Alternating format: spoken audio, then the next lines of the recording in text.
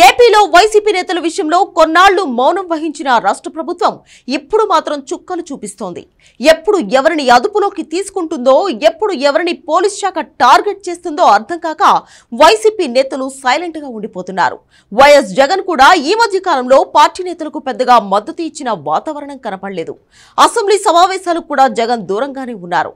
అసలు ఆయన ఎక్కడున్నారో కూడా పార్టీ నేతలకు సమాచారం లేదు. వలభనేని వంశీని అరెస్ట్ చేసిన తర్వాత కొన్ని రోజులకే పోసాని కృష్ణమురళిని అదుపులోకి తీసుకున్నారు. ఇప్పుడు వీళ్ళిద్దరూ జైల్లోనే ఉన్నారు. పోసాని కృష్ణమురళి విడుదలవుతారు అనుకున్నా తర్వాత చివరి నిమిషంలో ఆయనపై మరో కేసు నమోదైంది. దీంతో పోసాని జైలుకే పరిమితం కావాల్సి వచ్చింది. ఇక వలభనేని వంశీ ఎప్పుడు రిలీజ్ అవుతారో కూడా తెలియని పరిస్థితి.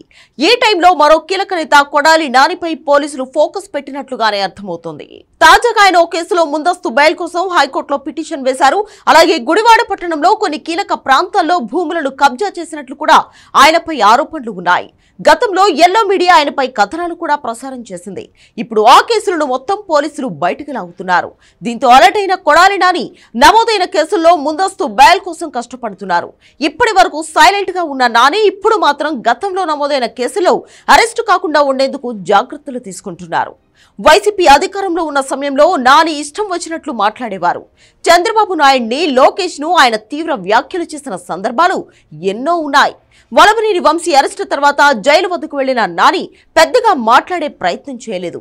మీడియా వాళ్లు మాట్లాడినా సరే నాని మాత్రం వెటకరంగా సమాధానం ఇచ్చారు.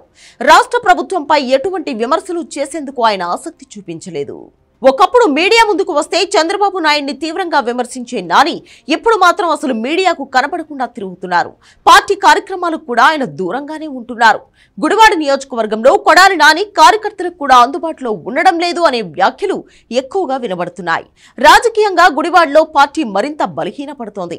ఈ టైంలో నాని దూరంగా ఉండడం పార్టీకి మంచిది కాదు అనే అభిప్రాయాలు ఎక్కువగా ఉన్నాయి.